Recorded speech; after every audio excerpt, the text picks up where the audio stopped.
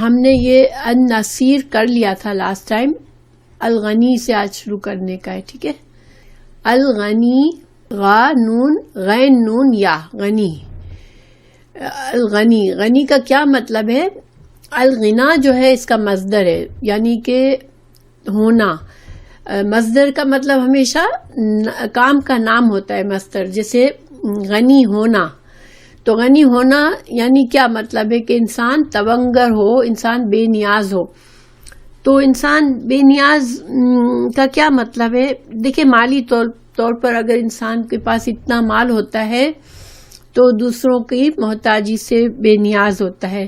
اسی طرح قوت کسی کے پاس اتنی ہوتی ہے کہ وہ قوت کے لحاظ سے بے نیاز ہوتا ہے, یا کسی بھی معاملے میں انسان بے نیاز ہو سکتا ہے دوسروں سے. مگر عام طور پر غنا کا لفظ جو ہے وہ مال کے لیے استعمال ہوتا ہے.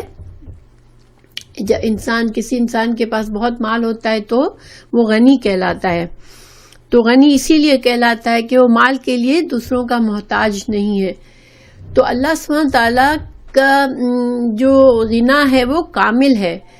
کیونکہ دیکھیے, انسان اگر دنیا میں بادشاہ بھی ہے, بڑے سے بڑا اس کے پاس بہت ہی مال ہے, پھر بھی وہ دوسروں کا محتاج ہوتا ہے. کہیں نہ کہیں سے اس کو اپنا اس مال کے لیے اس کی ضرورت ہوتی ہے کہ کسی طرح وہ اس مال کو بڑھانے کے لیے اسے دوسرے لوگوں کی ضرورت ہوتی ہے. اور وہ مکمل اس کے مال کی سورس جو ہوتی ہے وہ کسی نہ کسی کوئی نہ کوئی ذریعہ ہوتا ہے. انسان کا بہت بڑا بزنس ہے تو اس کے مال کا ذریعہ ہے, تو وہ اس بزنس کا محتاج ہوتا ہے. اگر بزنس ختم ہو گیا تو اس کا غنا ختم ہو گیا. تو بادشاہ ہے تو بادشاہت اس کی کہیں طرح سے لٹ گئی تو وہ غنا اس کا ختم ہو گیا. لیکن اللہ سبحانہ تعالیٰ کا غنا کامل ہے. اللہ تعالیٰ اپنے غنا بے نیاز ہے, اللہ تونگر ہے. اللہ کے پاس جو خزانے ہیں وہ اللہ کے اپنے خزانے ہیں, نہ وہ ہمیشہ سے تھے اور ہمیشہ رہنے والے ہیں, اور اللہ کے خزانوں میں کوئی کمی نہیں آنے والی ہے. قرآن میں ہے وَإِنَّ اللَّهَ لَهُوَ الْغَنِيُّ الْحَمِيدُ, کہ اللہ سبحانہ تعالیٰ, بے شک اللہ سبحانہ تعالیٰ بے نیاز اور تعریف والا ہے. مخلوق جو ہے وہ اللہ کی محتاج ہے. مخلوق بڑے سے بڑا بادشاہ بھی اللہ کا محتاج ہوتا ہے کہ اللہ اس کی بادشاہت کو قائم رکھے. لیکن اللہ سبحانہ تعالیٰ کی بادشاہت کسی کی محتاج نہیں ہے. سورہ فاطر آیت نمبر 15 میں اللہ تعالیٰ نے فرمایا یا ایھا الناس انتم فقراء الی اللہ واللہ هو الغنی الحمید. اے لوگو, تم اللہ کے محتاج ہو اور اللہ ہی بے نیاز اور خوبیوں والا ہے. تو اب ہم اللہ سبحانہ تعالیٰ کی صفت غنا کو سمجھ کر ہم اللہ سبحانہ تعالیٰ سے ہمارا کیا گمان ہونا چاہیے کہ اللہ نے جو بھی نعمت ہمیں دی ہے وہ اللہ کی دین ہے. تو ہمیں فخر کرنے کے بجائے اللہ کا شکر کرنا ہے, اور انسان کو تکبر کے بجائے عاجزی ہونی چاہیے اس کے اندر, کہ ہر ضرورت جو ہے وہ انسان, اور جب انسان کو غنا کی ضرورت ہے, انسان دوسرے انسانوں کا محتاج بن جاتا ہے, تو اللہ کے پاس ہاتھ پھیلائے تاکہ اللہ اسے غنی کر دے. انسان کے پاس جب بہت مال آ جاتا ہے تو اس کے اندر ایک طرح سے تکبر آ جاتا ہے, وہ اپنے آپ کو بڑا سمجھنے لگتا ہے اور دوسروں کو بیوقوف سمجھتا ہے کہ ان کو تو پیسہ کمانا نہیں آتا. لیکن یہ رویہ بہت غلط ہے. انسان کو ہمیشہ اللہ کا شکر ادا کرنا چاہیے اگر اللہ اسے غنا دے تو, اور اگر نہیں ہے تو دوسروں پر ہاتھ پھیلانے کے بجائے انسان اللہ کے پاس ہاتھ پھیلائے اپنا, تو انشاءاللہ اللہ اس کو غنی کر دے گا. بعض اوقات فوراً ہم انسانوں میں حسد پیدا ہو جاتا ہے, بہنوں بھائیوں میں حسد پیدا ہو جاتا ہے. ایک بھائی کے پاس بہت دولت ہے, دوسرے کے پاس نہیں ہے, تو وہ ہمیشہ اس پر نیت لگا کے بیٹھا ہوتا ہے کہ میرا بھائی مجھے کچھ دے. لیکن یہ رویہ صحیح نہیں ہے. انسان کو اللہ سے غنا چاہیے, اللہ سے مانگنا چاہیے کہ اللہ غنی ہے, اسی نے میرے بھائی کو بھی دولت دی تو وہ مجھے بھی دے سکتا ہے. ظاہری بات ہے کہ اللہ کی ہر نعمت جو ہے وہ انسان کو پھر اسی طرح استعمال کرنی ہے کہ اللہ کی دین سمجھ کر اسے استعمال کرے, کبھی بھی فخر نہ کرے. نیکسٹ ہے العفو, عین فا واو. عفو کیا ہوتا ہے؟ عفو کا جو لغوی معنی ہے کہ کسی چیز کو بالکل مٹا دینا، جیسے وہ ہے ہی نہیں. تو اللہ سبحانہ تعالیٰ ہمارے گناہوں کو مٹا دیتا ہے، جیسے کہ وہ گناہ ایگزسٹ نہیں کرتا. درگزر کیا ہوتا ہے؟ جیسے کسی نے آپ کو تکلیف دی تو آپ نے اس کو اس طرح سے معاف کر دیا، جیسے آپ نے ایسا رویہ رکھا جیسے آپ کو اس نے تکلیف دی ہی نہیں ہے. تو انسان بعض اوقات گناہ کرتا ہے انسان، تو اللہ سبحانہ تعالیٰ اس پر کسی اور نیکی کی وجہ سے یا اس کے استغفار کی وجہ سے اللہ سبحانہ تعالیٰ اس کے گناہ کو اس طرح مٹا دیتا ہے جیسے اس نے وہ گناہ کیا ہی نہیں ہے. پھر اللہ تعالیٰ نے قرآن میں فرمایا ان اللہ کان عفوا غفورا، سورہ النساء 43 میں. اللہ معاف فرمانے والا اور بخشنے والا ہے. اور رمضان کی ایک دعا ہے جو رمضان شب قدر کے لیے حضرت عائشہ نے رضی اللہ عنہا نے پوچھا رسول اللہ صلی اللہ علیہ وسلم سے کہ اگر میں شب قدر پاؤں تو میں کیا دعا مانگوں؟ تو آپ صلی اللہ علیہ وسلم نے فرمایا اللہم انکا عفون تحب العفو فاعف عنی، یا اللہ تو عفو اور درگزر کرنے والا ہے اور تو محبت فرماتا ہے عفو کرنے سے، لوگ بندوں کے گناہوں کو مٹانے کا تو پسند کرتا ہے، تو تو میرے تمام گناہوں سے کو مٹا دے، مجھ سے درگزر کر لے. فإن اللہ کان عفوا قدیرا، یہ قرآن سورہ النساء 49 میں ہے.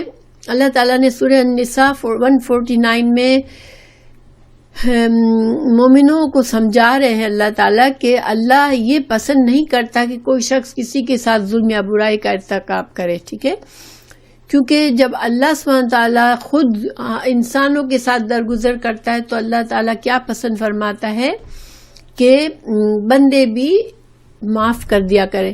دیکھیے بعض لوگوں کو کوئی بات بری لگ جاتی ہے تو اس کو کتنے دن کتنا عرصہ گزر جاتا ہے، بعض اوقات ساری زندگی کوئی کسی کو معاف نہیں کرتا. لیکن جب انسان اللہ سے امید رکھتا ہے کہ اللہ مجھے معاف کرے، مجھ سے درگزر کرے، تو انسانوں کو بندوں کے ساتھ درگزر کرنا چاہیے.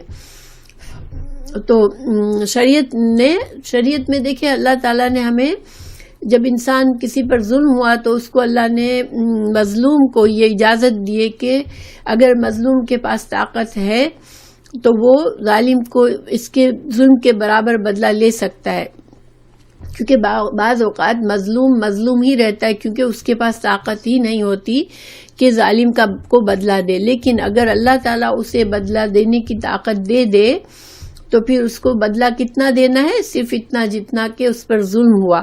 کیونکہ اگر بندہ اس سے تجاوز کرے گا تو پھر وہ خود جو مظلوم تھا وہ ظالم ہو جائے گا. یہ اللہ تعالیٰ کا انصاف ہے کہ مگر چونکہ اس میں پھر احتیاط کرنی ضروری ہے کہ جتنا میرے ساتھ ہوا اتنا میں برا کروں اس کے ساتھ، تو اتنے تک تو مجھے اجازت ہے.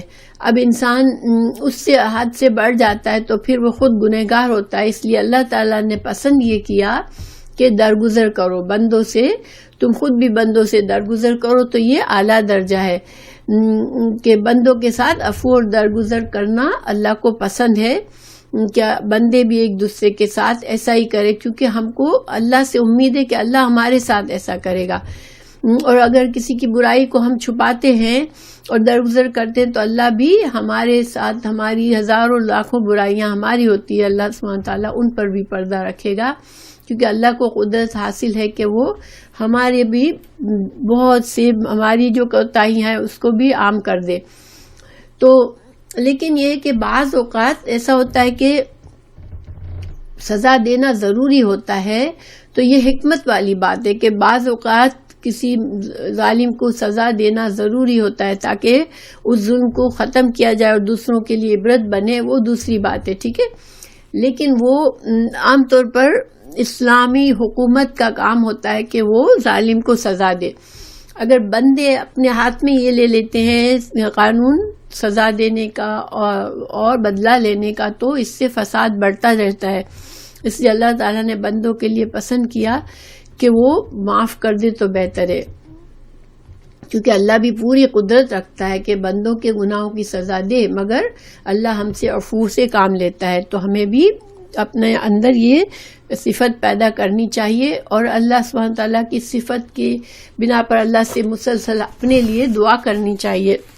اب شب قدر کی جو دعا ہے ظاہر ہے اس کو ہم اپنے روزانہ بھی مانگ سکتے ہیں اللہ سے کہ اللہم انک عفو تحب العفو فاعف عنی، اللہ تو عفو کرنے والا ہے اور تو محبت کرتا ہے عفو کرنے سے، تو میرے ساتھ درگزر کر لے، میرے گناہ اور کمزوریوں سے درگزر کر لے۔ اور یہ چیز انسان کے اندر عاجزی بھی پیدا کرتی ہے کہ انسان یہ نہیں سمجھتا کہ میں بہت نیک اور بڑی چیز ہوں، بلکہ انسان سمجھتا ہے کہ ہاں میں کمزور ہوں، مجھ سے گناہ ہوتے ہیں۔ پھر القدیر، قدرت، قاف دال را۔ قدرت کیا چیز ہوتی ہے کہ جب انسان کی صفت ہوتی ہے تو کسی انسان کے اندر قوت ہونا کسی کام کرنے کا، وہ اس کی قدرت کہلاتی ہے۔ جیسے مثال کے طور پر جو لوگ بیمار ہیں، ایسی بیماری میں ہیں کہ روزہ رکھنے کی، ان کے اندر روزہ رکھنے کی صلاحیت ختم ہو چکی ہے، تو ان کے پاس قدرت نہیں ہے روزہ رکھنے کی۔ اسی طرح جو حج کے لیے انسان اتنا بیمار ہے یا اتنا مفلس ہے تو اس کے اندر قدرت نہیں ہے۔ تو کسی کام کی صلاحیت ہونا، انسان کے اندر قوت ہونا، تو وہ اس کی قدرت ہوتی ہے جو اللہ کی، اور ظاہری بات ہے انسان کی ساری قدرت اللہ کی طرف سے ہوتی ہے۔ اللہ ہی ہمیں اس قابل بناتا ہے کہ ہم کچھ کام کر سکے۔ تو اللہ سبحانہ تعالیٰ قدیر ہے، قدیر، اللہ عاجز نہیں ہے، اللہ کی قدرت کامل ہے۔ اللہ تعالیٰ القدیر، اللہ اپنی حکمت کے ساتھ جو چاہتا ہے کرتا ہے۔ وَهُوَ عَلَى جَمْعِهِمْ إِذَا يَشَاءُ قدیر، اللہ تعالیٰ نے 44 سورہ اور 29 آیت میں فرمایا کہ اللہ کی نشانیوں میں سے آسمان اور زمین کی پیدائش ہے اور جانوروں کا پھیلانا ہے، اور وہ اس پر بھی قادر ہے کہ جب چاہے ساری مخلوق کو جمع کر لے۔ اور یہ کب کرے گا اللہ؟ قیامت کے دن سب کو جمع کرے گا۔ تو اللہ تعالیٰ کو پوری اپنی مخلوق پر پوری قدرت حاصل ہے۔ ایسے نہیں کہ اللہ نے مخلوق کو بنا تو لیا، اب مخلوق آؤٹ آف کنٹرول ہو گئی ہے، ایسا نہیں ہے۔ بعض اوقات ایسا لگتا ہے کہ انسان آؤٹ آف کنٹرول ہو گئے ہیں اور اللہ سبحانہ تعالیٰ کی زمین پر فساد پھیلا دیتے ہیں، لیکن دیکھیں آج کل بہت ہی ہمارے لیے بڑی مثال ہے اس چیز میں، نصیحت ہے کہ دیکھیں ایک ایسی وائرس جس کو کوئی دیکھ بھی نہیں سکتا، اس نے ساری دنیا کو بوکھلا کے رکھ دیا کہ وائرس سے جتنے لوگ نہیں مرے، جتنے نقصان جو ہے کتنا بلینز اور بلینز آف ڈالر کا نقصان ہر ملک کو ہو رہا ہے، کیونکہ سب کام بند ہو رہے ہیں، انسان کی زندگی معطل ہو رہی ہے، انسان کچھ نہیں کر سکتا آزادی سے، انسان کی آزادی ختم ہو رہی ہے۔ یہ بڑی سزا ہے اس چھوٹی سی چیز نے، جس کو ہم آنکھوں سے نہیں دیکھ سکتے، اس کی وجہ سے پوری دنیا کے معیشت اور انسان کا جو دنیا کے زندگی کے معمولات سب معطل ہو رہے ہیں، اور انسان جیسے خوف میں رہ رہے ہیں۔ تو یہ اللہ کی قدرت ہے کہ اللہ کو کسی فوج کی یا کسی کی ضرورت نہیں ہے کہ وہ انسانوں کو سدھارے، لیکن انسان پھر بھی اپنے آپ کو بہت بڑا سمجھ لیتا ہے اور فساد دنیا میں شروع کر دیتا ہے۔ تھوڑی سی اس کو قدرت حاصل ہوتی ہے اور وہ کنٹرول سے باہر ہو جاتا ہے۔ مگر اللہ سبحانہ تعالیٰ حکیم بھی ہے، حکیم حکمت کے ساتھ کرتا ہے۔ اللہ کی قدرت کامل ہے، مگر اللہ سبحانہ تعالیٰ اپنی حکمت سے فیصلے کرتا ہے۔ اللطیف، لام تا فا، لطائف، وہ باتیں جن کا ادراک انسانی حواس سے نہ کر سکتے ہوں۔ اللہ تعالیٰ کا اللطیف ہونا کا کیا مطلب ہے کہ اللہ کی ذات وہ ہے کہ انسانی حواس سے اس کا ادراک نہیں ہو سکتا۔ ہم اللہ سبحانہ تعالیٰ کو اپنی نہ آنکھوں سے دیکھ سکتے ہیں، نہ کانوں سے سن سکتے ہیں، نہ ہم اپنے محسوسات سے ٹچ کر کے محسوس کر سکتے ہیں۔ ہم اللہ پر ایمان رکھتے ہیں کہ اللہ ہے، یہ اللہ کی ذات کی لطافت ہے۔ اللہ کی ذات کا ہمیں ادراک نہیں ہو سکتا اپنے حواس سے۔ اور اسی طرح اللہ سبحانہ تعالیٰ انسان کو سمجھنے میں بہت لطیف ہے۔ انسان کی زندگی کے باریک سے باریک معاملات کو اللہ سمجھتا ہے، اور انسانی حواس کے ادراک سے مافوق اور بالا تر ہے اللہ، لیکن اللہ سبحانہ تعالیٰ بہت ہی باریک سے باریک معاملے کی خبر رکھتا ہے. اور اللہ سبحانہ تعالیٰ جو ہے وہ جب ہمیں کوئی ہدایت دیتا ہے، جو ہمیں کوئی احکامات دیتا ہے اس میں، یا ہمارے حالات جو کرتا ہے، جیسے ہمارے ساتھ کچھ معاملات پیش آتے ہیں، اللہ سبحانہ تعالیٰ بڑا باریک بینی سے تمام معاملات کو ٹیکل کرتا ہے. جیسے مثال کے طور پر دیکھیں، اللہ کی پلاننگ حضرت یوسف علیہ السلام کی ہم دیکھتے ہیں کہ کنویں میں ان کو ڈال دیا. اس سے برا کیا ہو سکتا ہے کہ بھائیوں نے ایک اندھے کنویں میں اتنے بچے کو ڈال دیا، لیکن اس مقام سے اللہ تعالیٰ نے حضرت یوسف علیہ السلام کو کہاں سے کہاں پہنچایا. یعنی یہ کنویں میں ڈالا جانا ایک بظاہر بہت بری چال تھی، لیکن اللہ تعالیٰ نے اس کو حضرت یوسف علیہ السلام کو آگے درجات دینے کا ذریعہ بنا دیا. تو یہ اللہ سبحانہ تعالیٰ کی پلاننگ بہت ہی باریک بینی سے کرتا ہے. اللہ تعالیٰ نے قرآن میں فرمایا، سورہ 42 آیت 19، اللہ لطیف بعبادہ، اللہ بندوں پر مہربان ہے. لطیف کا یہاں مہربان مطلب کیوں لیا گیا ہے کہ اللہ تعالیٰ جب بندوں کے ساتھ معاملات کرتا ہے تو بظاہر ہمیں کچھ بھی لگے کہ یہ اچھا ہو رہا ہے، یہ برا ہو رہا ہے، لیکن اللہ سبحانہ تعالیٰ بہت باریک بینی سے اللہ تعالیٰ معاملات کرتا ہے، اور جس چیز کو جس وقت کرنے کی ضرورت ہوتی ہے اس طرح سے ہوتی ہے. 12ویں سورہ اور 100 آیت، ان ربی لطیف لما یشاء، بے شک میرا پروردگار جو کچھ چاہتا ہے حسن تدبیر سے سر انجام دیتا ہے. دیکھیں حسن تدبیر کیا ہوتی ہے کہ کام کو اتنی اچھی پلاننگ سے کرنا کہ اس میں کہیں بھی کوئی جھول نہ رہ جائے، کوئی کمی نہ نقص نہ رہ جائے. تو اللہ کے فیصلے اتنے نپے تلے ہوتے ہیں کہ کہیں چھوٹی سے چھوٹی بھی کمی نہیں رہتی اس میں. اور دنیا میں کتنے بھی مہارت سے انسان جب کوئی کام کرتا ہے تو اس میں کہیں نہ کہیں کمی کوتاہی رہ جاتی ہے. تو جیسے حضرت یوسف علیہ السلام کا میں نے بتایا آپ کو، اسی طرح حضرت موسیٰ علیہ السلام کی زندگی کا جب ہم حالات ہمیں بتائے گئے تو حضرت موسیٰ علیہ السلام سے ایک آدمی مر گیا، اور ان کو بادشاہ کے محل میں رہتے تھے ایک شہزادے کی طرح، وہ زندگی چھوڑ کے بھاگنا پڑا اور ایک چرواہے کی زندگی گزاری 10 سال تک. تو بظاہر ہمیں لگتا ہے کہ یہ کتنا بڑا، ایک دنیا کے لحاظ سے اگر ہم سوچیں، ایک انسان بادشاہت سے شہزادے کی جگہ سے جا کر ایک چرواہا کی زندگی 10 سال گزارتا ہے، تو یہ 10 سال ایک انسان کے ذہن میں کیا کیا جا ہو سکتا ہے کہ یہ کیا ہو گیا میری زندگی کو، میں تو بادشاہت کی زندگی گزار رہا تھا، میں ایک بکریاں چرا رہا ہوں.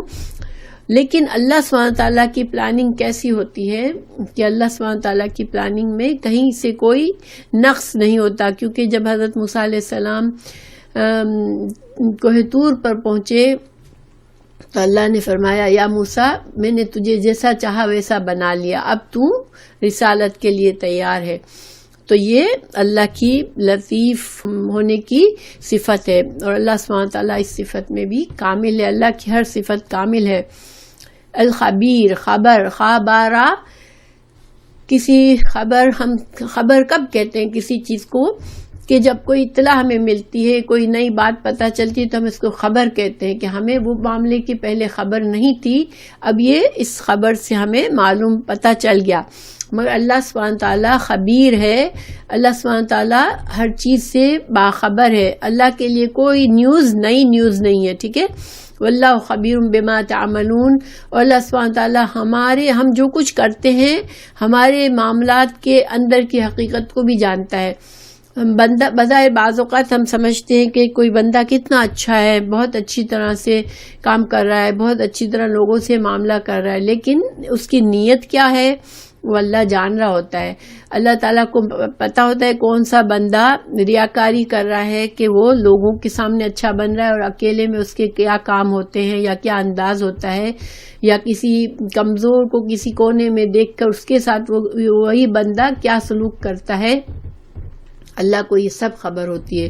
تو یعنی ہم جو کام کرتے ہیں اس کے پیچھے ہماری نیتوں کو اللہ جانتا ہے. اللہ ہمارے باطنی امور سے واقف ہے. دوسری جگہ اللہ نے فرمایا وَنَبْلُو أَخْبَارَكُمْ، نبلو اخبارکم، اللہ تعالیٰ تمہیں تمہارے حالات جانچ لے. اب اس کا کیا مطلب ہے؟ لنبلو، ہم آزما لے تمہارے حالات کو، تمہاری خبروں کو. اس کا یہ مطلب ہے کہ اللہ تعالیٰ بعض اوقات انسان کو ایکسپوز کرتا ہے. کسی بندے کی نیت اندر سے کچھ ہے، باہر سے کچھ ہے، اور لوگوں کے سامنے وہ کچھ اور بنا ہوا ہے، تو اللہ سبحانہ تعالیٰ اس کو اچانک سے ایسے حالات میں ڈالتا ہے کہ وہ بندہ ایکسپوز ہو جاتا ہے، اس کے اندر کی خرابی سب کے سامنے نمایاں ہو جاتی ہے. تو جب ایسی آزمائشیں آ جاتی ہیں کہ انسان کی حقیقت پتہ چل جاتی ہے. جیسے ایک آدمی کہتا ہے میں تو کسی چیز سے نہیں ڈرتا. میں ایک مثال دے رہی ہوں، اور اچانک سے سپوز شیر آ گیا تو سب سے پہلے وہی آدمی بھاگ کر جس کو کمزور ہم سمجھتے ہیں اس کے پیچھے جا کے چھپ جاتا ہے. تو یہ کیا ہوا؟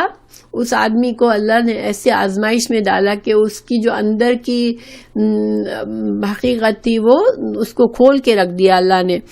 تو اللہ کی طرف سے اللہ تعالیٰ انہی چیزوں سے بندوں کو آزماتا ہے جو اس کے اندر چھپے ہوئے شر ہوتا ہے، اس سے اللہ اس کو آزما کر اس کو ایکسپوز کر دیتا ہے، اس کو لوگوں کے سامنے کھول دیتا ہے جب اللہ چاہتا ہے. آف کورس اللہ سبحانہ تعالیٰ اکثر بندوں پر پردہ رکھتا ہے، لیکن جب کسی کا شر بہت بڑھتا ہے تو اللہ اس کو ایکسپوز کر دیتا ہے. پھر الوتر، وتر واتارا، وترا ہوتا ہے طاق اور شفع یا طاق اور جفت. یہ جیسے انگلش میں کہتے ہیں ایون اینڈ آڈ، ٹھیک ہے. تو آڈ نمبر کیا ہوتا ہے؟ وتر ہوتا ہے. تو اس کی اللہ سبحانہ تعالیٰ کا ایک اس میں اسماء الحسنی میں سے الوتر بھی ہے. تو اللہ سبحانہ تعالیٰ نے ہمارے لیے نمازوں کو بھی وتر تعداد میں دیا ہے. دیکھیں دن اور رات کی دونوں نمازیں وتر ہیں. کیوں؟ کیونکہ 17 رکعت فرض ہیں ہماری پوری 5 نمازوں میں. فرض نمازیں جو ہے وہ 17 ہیں، 17 رکعت فرض کی ہیں اللہ نے. اور نفل میں جب کوئی رات کو پڑھتا ہے تہجد میں تو وتر کی بھی تعداد یہ بھی 1 رکعت وتر ہے یا 3 ہے یا 5 ہے یا 7 ہے.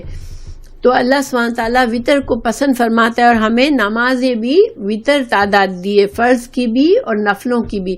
جب انسان ساری رات نفل پڑھتا ہے تو اس کو کیا کرنا ہوتا ہے کہ وتر کو اینڈ میں پڑھتا ہے اور اس کو طاق کر دیتا ہے. تو وتر نماز کو پڑھنے کا جو بیسٹ ٹائم ہوتا ہے وہ جب ہوتا ہے جب آپ اپنی رات کی نفلیں اگر آپ کی نیت ہے تو آپ جتنی چاہیں پڑھ لیں 2 کر کے، اور پھر اس کو وتر 1 رکعت سے وتر کر لیں. اسی طرح مغرب کی نماز ہماری فرض نمازوں کو وتر بنا دیتی ہے. تو حدیث میں ہے وَإِنَّ اللَّهَ وِتْرٌ يُحِبُّ الْوِتْرَ، یہ صحیح مسلم کی حدیث ہے. اور اللہ سبحانہ تعالیٰ کا اسم وتر، اس میں ہمیں اس کی دلیل ملتی ہے کہ اللہ سبحانہ تعالیٰ کے اسماء الحسنی میں وتر بھی ہے. اللہ ایک ہے اور اللہ وتر کو پسند کرتا ہے. پھر جمیل، جیم میم لام، اللہ سبحانہ جمیل، جمال ہمیں پتہ ہے، حسن و جمال ہم کہتے ہیں نا، خوبصورتی. حسن کی کثرت کو جمال کہتے ہیں، بہت حسین چیز کو جمال کہتے ہیں. اللہ کی ذات حسن کثیر کی مالک ہے، اور اللہ اپنے بندوں کو بہت زیادہ خیر عطا کرتا ہے. اللہ بندوں کو دیکھیں، اللہ سبحانہ تعالیٰ نے ہماری تخلیق بھی خوبصورت بنائی ہے، بدن ہمارا نفس. اللہ سبحانہ تعالیٰ نے انسانوں کو اور اپنی مخلوق کو بہت خوبصورت بنایا ہے. دیکھیں اگر ہم سمندر کے جانوروں کو دیکھیں ہمیں اتنی خوبصورتی نظر آتی ہے، اسی طرح کسی بھی جانور کے بچے کو دیکھیں تو ہمیں اس کی صحیح خوبصورتی نظر آتی ہے کہ ہر بچہ اتنا پیارا لگتا ہے، ہر جانور کا بچہ ہمیں پیارا لگتا ہے. تو اللہ سبحانہ تعالیٰ کی مخلوق کو بھی اللہ نے خوبصورت بنایا ہے، ٹھیک ہے. لیکن یہ خوبصورتی جو ہے وہ انسان اور اللہ کی مخلوق کی اللہ نے خود دی ہے، تو اس کے لیے اس میں انسان کی کوئی بڑائی نہیں ہوتی. تو اس میں اگر انسان کے پاس یہ خوبصورتی ہے تو یہ خوبصورتی پر اللہ کا شکر کرے انسان، اور غرور اور تکبر نہ کرے. لیکن انسان اپنی کوشش اور محنت سے اپنے رویے کو، اپنے اخلاق کو، اپنے اعمال کو خوبصورت بناتا ہے. اللہ سبحانہ تعالیٰ اس کو پسند فرماتا ہے، اور اس سے انسان کو اللہ کی قربت حاصل ہوتی ہے. تو ان اللہ جمیل یحب الجمال سے یہی مطلب ہے کہ یہ نہیں کہ اللہ خوبصورت بندوں کو بظاہر دیکھنے میں جو خوبصورت ہے ان کو زیادہ پسند کرتا ہے، نہیں، اللہ سبحانہ تعالیٰ ہماری صورتوں کو نہیں دیکھتا، اللہ تعالیٰ ہمارے اعمال اور اخلاق اور ہماری نیت کو دیکھتا ہے. اور جب ہم اور ان چیزوں میں انسان کی محنت اور کوشش اور چاہت ہوتی ہے، جب انسان کا اخلاق اچھا بنتا ہے، انسان کا رویہ اچھا بنتا ہے، انسان کے اعمال میں خوبصورتی آتی ہے، تو جب بندہ یہ کرتا ہے تو اللہ اسے محبت کرتا ہے، ایسے بندوں سے اللہ محبت کرتا ہے. اللہ تعالی ہمیں بھی وہ جمال نصیب کرے کہ اللہ ہم سے محبت کرے.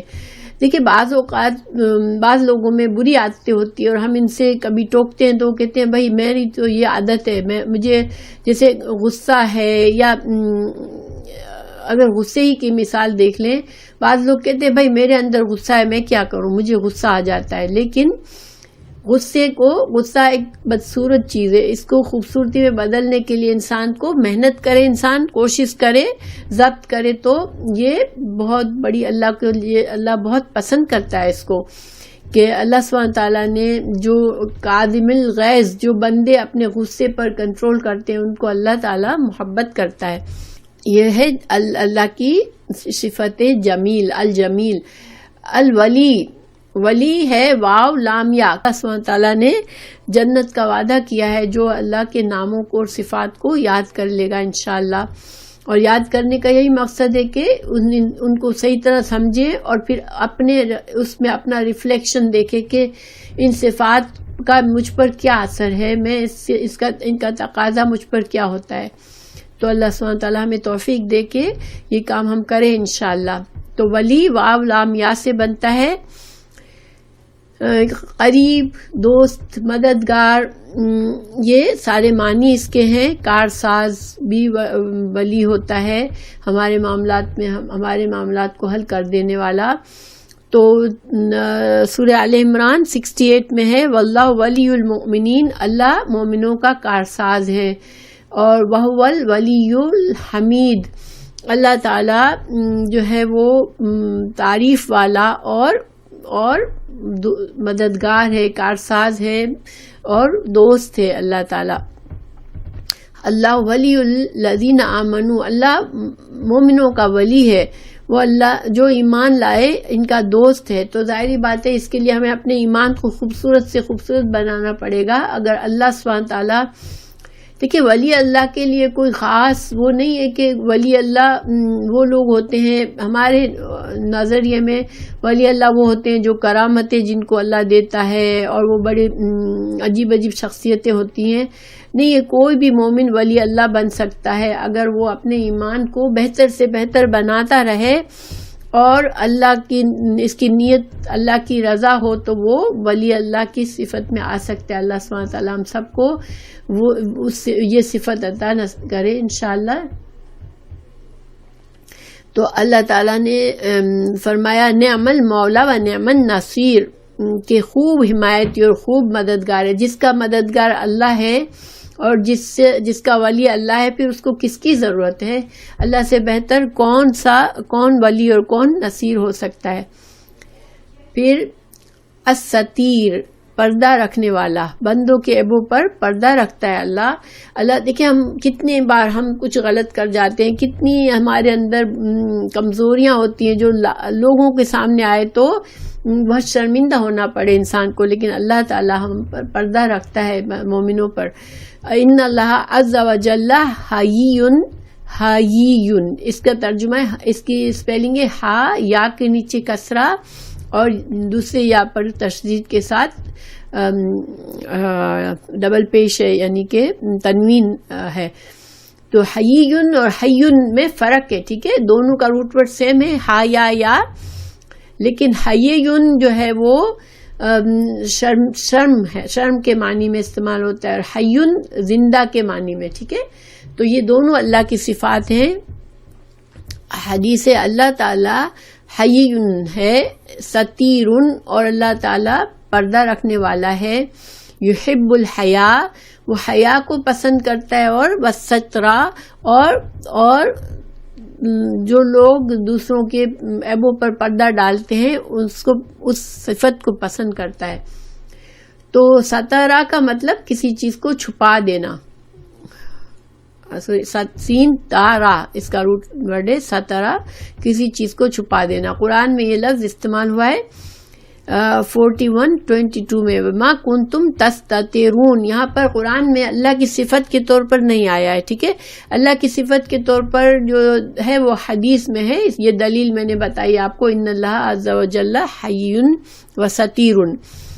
لیکن اللہ سبحانہ تعالیٰ نے، میں نے ریفرنس کے لیے یہاں لکھا ہے کہ یہ ستر کا لفظ جو ہے وہ قرآن میں استعمال کس طرح ہوا ہے، وما کنتم تستترون.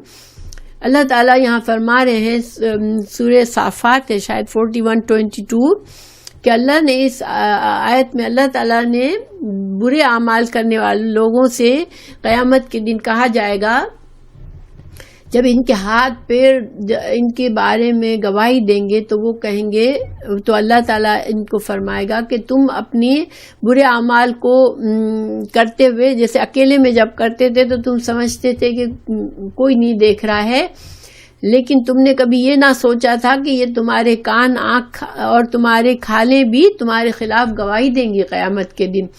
یعنی جب قیامت کے دن ان گنہگاروں سے کہا جائے گا تم نے یہ گناہ کیا، تو وہ کہیں گے نہیں ہم نے تو کچھ نہیں کیا، تو ان کے منہ پر مہر لگا دی جائے گی. سورہ یاسین میں بھی ہے کہ ان کے منہ پر مہر لگا دی جائے گی اور ان کے ہاتھ پیر گواہی دیں گے.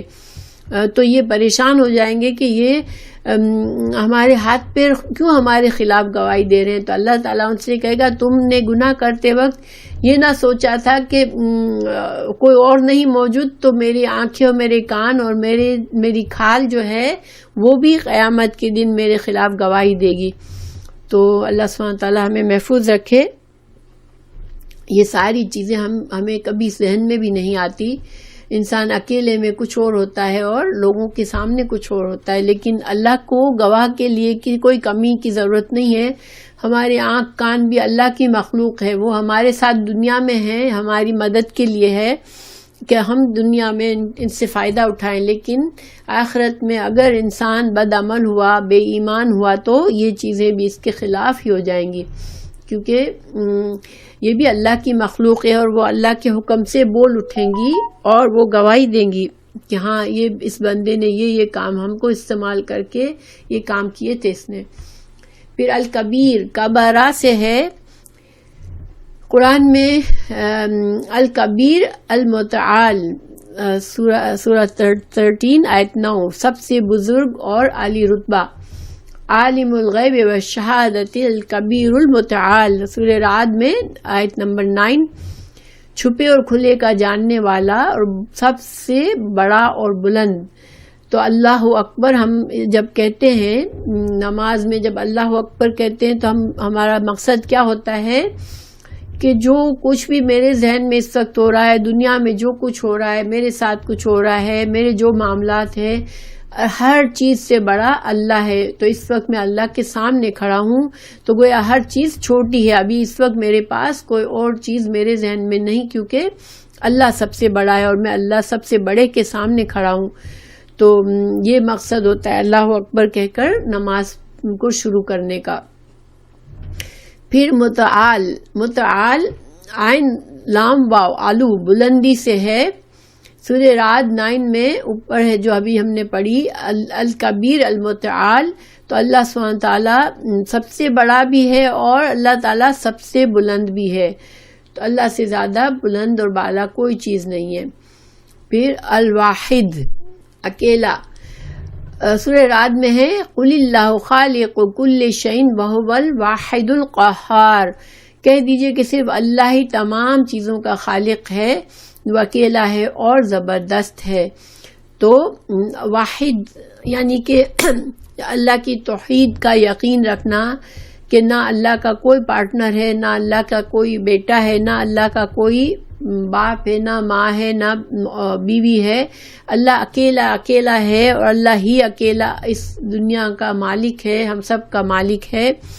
اور اللہ کی توحید میں کسی کو شریک نہ کرنا.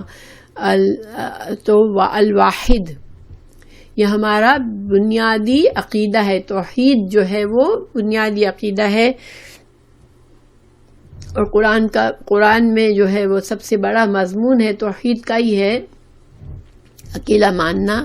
تو اس میں انسان کو اپنے نفس کو بھی بڑا نہیں بنانا، کیونکہ انسان جو ہے وہ دوسروں کی طرف دیکھتا ہے بعض اوقات، جیسے کسی پیر اور کسی کا دامن پکڑ لیتے ہیں، کسی کو مشکل کشا کہہ دیتے ہیں، کسی کو حاجت روا کہہ دیتے ہیں، اور سمجھتے نہیں ہے کہ یہ شرک ہے، کیونکہ اللہ ہی اکیلا ہے. اللہ کے ساتھ کوئی شامل نہیں ہے جو اپنی مرضی سے لوگوں کی مشکلیں دور کرے یا اپنی مرضی سے اللہ بندوں کے دعاؤں کو قبول کرے. صرف اللہ ہی اللہ ہے، ایک اللہ ہے صرف. القہار، قہارا معنی غلبہ پا کر اسے ذلیل کرنا، یعنی قہار اس کو کہتے ہیں جس کے اندر اتنی قوت، طاقت اور غلبہ ہو کہ وہ دوسروں کو ذلیل کر سکے، دوسروں کو نیچا کر سکے. اللہ تعالیٰ بندوں پر قہار کیوں ہے؟ کیونکہ اللہ بڑے سے بڑے بادشاہ کو ایک لمحے میں ذلیل و خوار کر سکتا ہے. اللہ اپنی مخلوق پر مکمل غلبہ حاصل ہے. دیکھیں دنیا میں ہم مثالیں دیکھتے ہیں، بعض اوقات ایک بہت بڑا رتبہ اللہ نے کسی کو دیا ہوتا ہے اور پھر وہ اتنے جلدی سے اس کے حالات بدلتے ہیں کہ وہ بالکل زمین پر گرتا ہے. تو قہار وہ ہوتا ہے جو کسی کو ذلیل و خوار کر سکتا ہے. تو اللہ سبحانہ تعالیٰ زوال دینے والا بھی ہے اور اللہ سبحانہ تعالیٰ کسی کو عروج دینے والا بھی ہے. تو بندہ یہ ساری آزمائشیں ہیں اور انسان کو ہر حال میں اللہ کی طرف رجوع کرنا چاہیے، بجائے اس کے کہ انسان کبھی بھی اپنے آپ کو بہت بڑی چیز سمجھنے لگے. القوی، قاف وا قوت جو ہے کیا ہوتی ہے؟ انسان کے پاس قوت ہوتی ہے تو انسان کچھ کر سکتا ہے بغیر قوت کے. جیسے اگر ہم اٹھتے ہیں صبح تو ایک بچہ اٹھتا ہے تو اتنا اچھلتے کودتے ہوئے اٹھتا ہے کیونکہ اس کا جسم قوت سے بھرا ہوا ہوتا ہے، فریش ہو کے اٹھتا ہے. ایک بوڑھا آدمی اٹھتا ہے تو بہت مشکلوں سے بستر سے الگ ہوتا ہے. تو قوت سے انسان کی طاقت ہو سکتی ہے، قوت سے انسان کے کوئی چیز کرنے کے قابل ہوتا ہے. تو اللہ سبحانہ تعالیٰ کی قوت جو ہے وہ بہت زبردست ہے. ان ربک هو القوی العزیز، بے شک تیرا رب نہایت قوت والا اور غلبے والا ہے. تو اللہ سبحانہ تعالیٰ ہی ہر کام کی قوت رکھتا ہے اور اللہ سبحانہ تعالیٰ کے قوت کے آگے کوئی انسان کچھ بھی نہیں کر سکتا. المتین کہتے ہیں مضبوط، میم تین تانون سے کوئی مضبوط چیز. اللہ تعالیٰ نے الزاریات میں فرمایا ان اللہ هو الرزاق ذو القوۃ المتین. اللہ سبحانہ تعالیٰ رزق دینے والا ہے، زور آور ہے اور مضبوط ہے. تو قرآن کو بھی حبل المتین کہا ہے. قرآن کے اندر ہی قرآن کو حبل المتین کہا گیا کہ مضبوط رسی. قرآن ایک مضبوط رسی ہے جس سے اگر انسان قرآن کو پکڑ لے اور قرآن کو اپنی زندگی میں جس طرح قرآن نے ہمیں ڈھالے اس طرح سے انسان ڈھل جائے تو وہ اس انسان نے مضبوط رسی پکڑ لی جس کا دوسرا سرا اللہ کے ہاتھ میں ہے. پھر اس انسان کو گمراہ ہونے کے چانسز نہیں رہتے اگر انسان ہر وقت مضبوطی سے قرآن کو پکڑے رکھے. تو حبل المتین قرآن کا نام ہے اور اللہ سبحانہ تعالیٰ متین ہے، اللہ مضبوط ہے. العظیم، عظم عین ضا میم، ہڈی کو کہتے ہیں. اور پھر اس سے کوئی بھی مضبوط چیز، کسی بھی بڑی چیز کو، کیونکہ جو بڑی ہڈی جو ہوتی ہے جو انسان کے جیسے جو دونوں پیروں کو جس ہڈی میں جڑے ہوئے ہوتے ہیں وہ جسم کی سب سے بڑی ہڈی ہوتی ہے، اس کو عظم کہتے ہیں. تو اس وجہ سے پھر ہر بڑی چیز کو عظم کہا گیا. وَهُوَ الْعَلِيُّ الْعَظِيمُ، اللہ سبحانہ تعالیٰ بہت بلند اور بہت بڑا ہے، اللہ کی صفت عظیم ہے. پھر الشکور، شین کافرہ، شکرہ کسی نعمت کا اظہار، یعنی انسان کو جب کوئی نعمت ملتی ہے اس نعمت کا وہ اظہار کرے، یعنی وہ نعمت اس کے اوپر ظاہر ہو کہ ہاں اس کے پاس یہ نعمت ہے. تو یہ کفر کی ضد ہے. کفر کیا ہے؟ چھپا دینا. ٹھیک ہے، اللہ تعالیٰ نے کسی کو بہت مال دیا ہو اور وہ اس مال کو چھپا کے رکھے کہ بخل کرے اور ہر ضرورت کے موقع پر کہہ دے میرے پاس تو ہے ہی نہیں کچھ، لیکن اس کے مقابلے میں شکر کیا ہے کہ انسان اس نعمت کا اظہار کرے اور اس کو صحیح جگہ پر استعمال کرے۔ تو شکر جو ہے وہ 3 قسم سے ہوتا ہے۔ شکر قلبی، انسان کو جب نعمت ملے تو اس کے دل میں اس نعمت کو نعمت سمجھے وہ کہ واقعی میں یہ مجھے نعمت ملی ہے، یہ ایک انعام ہے میرے اوپر، اللہ کا انعام ہے۔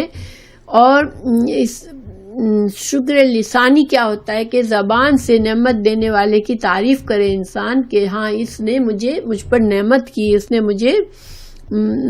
مجھے یہ چیز بخشی ہے۔ پھر شکر بالجوارح کیا ہے کہ یعنی اپنی استطاعت کے مطابق اس نعمت کو سمجھ کر اس کا تقاضا پورا کرے انسان، یعنی نعمت ملنے پر حق یہ ہے کہ اس نعمت کو اس طرح استعمال کرے جو اس کا حق بنتا ہے۔ مثال کے طور پر اللہ سبحانہ تعالیٰ کسی کو بہت زیادہ صحت دیتا ہے تو اس صحت اور قوت سے وہ اللہ کی عبادت اچھی سے اچھی کرے اور بندوں کی مدد کرے، بندوں کے معاملات میں مددگار ہو۔ اسی طرح اللہ نے اگر کسی کو علم کی نعمت دی ہے تو اللہ کا شکر کرے اور وہ اس نعمت سے دوسروں کو بھی فائدہ پہنچائے اور خود اپنے اوپر بھی اس علم کے مطابق اپنے آپ کو ڈھالے۔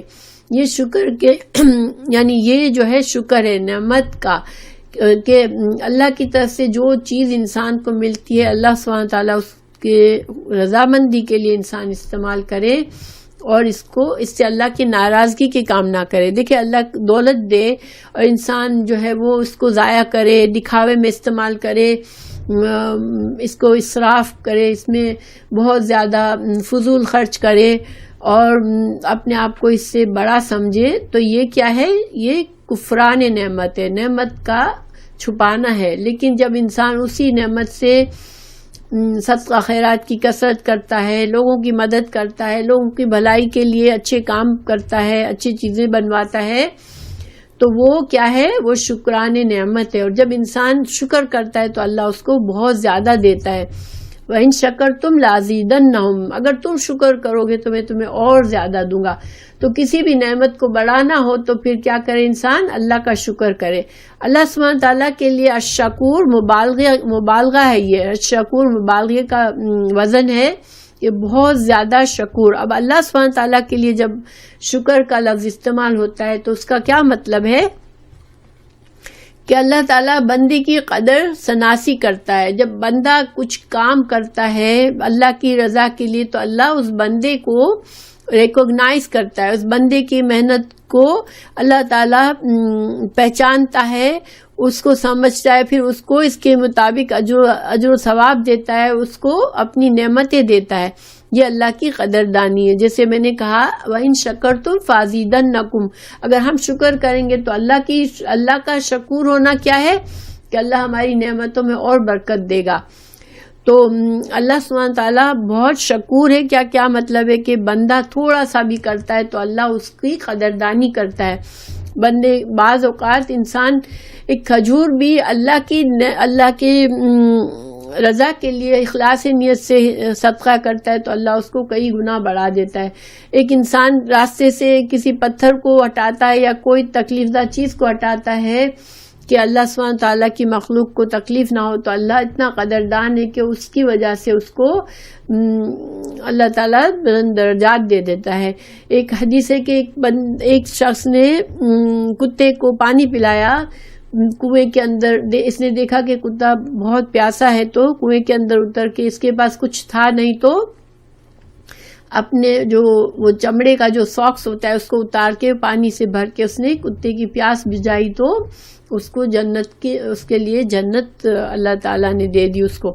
تو اللہ سبحانہ تعالیٰ ہماری چھوٹی چھوٹی نیکیوں کا بہت بڑا اجر دیتا ہے۔ یہ اللہ شکور ہے، اللہ شکور ہے، اللہ قدردان ہے ہماری نیکیوں کو۔ اللہ سبحانہ تعالیٰ قدر کی نگاہ سے دیکھتا ہے، حالانکہ اللہ کو کوئی ضرورت نہیں ہے، اللہ ہی کی دی ہوئی نعمتیں ہم استعمال کر کے اس سے کوئی اچھا کام کرتے ہیں، مگر اللہ سبحانہ تعالیٰ اس پر بھی ہمیں اجر و ثواب دیتا ہے۔ قرآن شریف میں شکور کا لفظ آیا ہے فاطر میں، سورہ فاطر 30 آیت 30 میں، غفور شکور، اللہ تعالیٰ بخشنے والا اور بہت زیادہ قدردان ہے۔ پھر فاطر 34 میں دوبارہ آیا ہے، پھر شورا 23 میں آیا ہے غفور شکور، ہر بار غفور کے ساتھ مل کے آیا ہے، کیونکہ اللہ سبحانہ وتعالیٰ ہمارے گناہوں کو بخش دے، یہ سب سے بڑا اللہ کا احسان ہم پر ہے، کیونکہ ہمارے گناہ اگر بخش دیے جائیں گے تو پھر انشاءاللہ ہم اللہ کی رحمت کے مستحق بن جائیں گے۔ الواسع، وسع وسعت سے ہے، تو اس کا مطلب ہوتا ہے کشادگی۔ وسعت کیا ہوتی ہے؟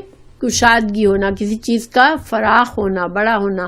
تو قرآن میں ان ارضی واسعۃن، اللہ تعالیٰ نے فرمایا میری زمین بہت فراخ ہے۔ یہ اس وقت کہا جب لوگ ایسی زمین پر رہ رہے تھے جہاں پر اللہ کے دین پر عمل نہیں کر سکتے تھے، کیونکہ وہاں پر ایسے جبار لوگ تھے جو ان کو دین پر چلنے نہیں دیتے تھے۔ تو اللہ نے فرمایا کہ تم میری زمین وسیع ہے، تم کہیں بھی چلے جاؤ جہاں تم پر کوئی جبر کرنے والا نہ ہو، تو اللہ تم کو آباد کر دے گا۔ اللہ کی زمین بہت بڑی ہے۔